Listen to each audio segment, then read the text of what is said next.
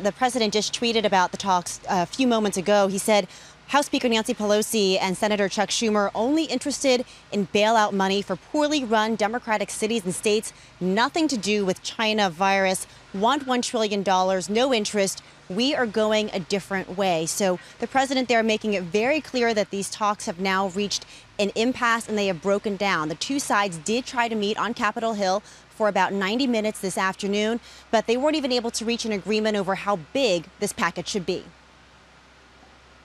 It was a disappointing meeting. We reiterated in very strong terms our offer. We come down $1 trillion from our top number, which is 3.4. They go up $1 trillion from their top number, which was 1. And that way we could begin to meet in the middle. Unfortunately, they rejected it. White House officials said the problem was not just the price tag, but also fundamental disagreements over policy, especially aid to state and local governments and unemployment benefits. Well, we were glad to just watch. What they want is a $2.5 trillion blank check. And I can just tell you the president has encouraged us not only to negotiate and, as the secretary indicated, to come back and negotiate in good faith. But at this point, I'm extremely disappointed that we came up here today just to hear the same thing repeated over and over again. And Chief of Staff Mark Meadows and the Treasury Secretary said they will now recommend to President Trump that he pursue executive action over student loans, unemployment benefits, and rental evictions. We'll be watching to see if and when those orders come down. Melissa, back over to you. Elon, thank you. Elon Moy. So what does this mean, Steve? Why don't the markets budge on this? So I think the real case is that what we just discussed is executive action. If you have the Democrats and the Republicans cannot meet up on whether it's $2 trillion, $2.5 trillion, or $4 trillion, then you're going to have executive action.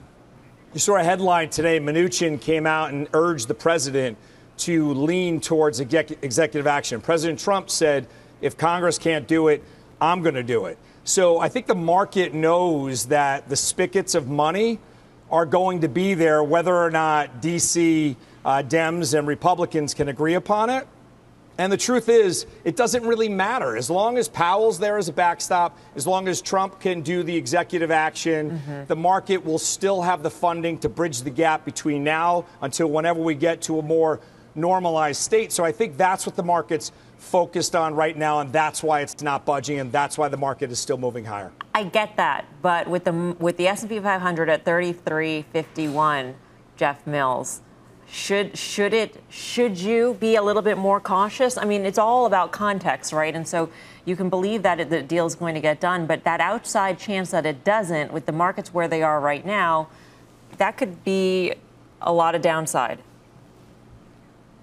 Yeah, it is. That's why I don't think this is at all an upside catalyst. But I agree with what Steve is saying in terms of the market looking through this and saying, look, we're going to get something because we need it. Unemployment is still an issue. We're healing, but it's going to be uneven. Let's not forget, we have 5 million people now outside of the labor force. The labor force participation rate dropped to 61.4. So you have that shadow unemployment going on that if those people start to come back and look for jobs, the unemployment rate rises more. And then the administration has a massive incentive to do something here. I think the single most significant variable in terms of being correlated with whether or not a president is likely to get reelected is income growth. If you chart income growth against the share of a two-party vote the president's likely to get, it's almost linear. So something is going to happen, and I think that's what the market's looking to.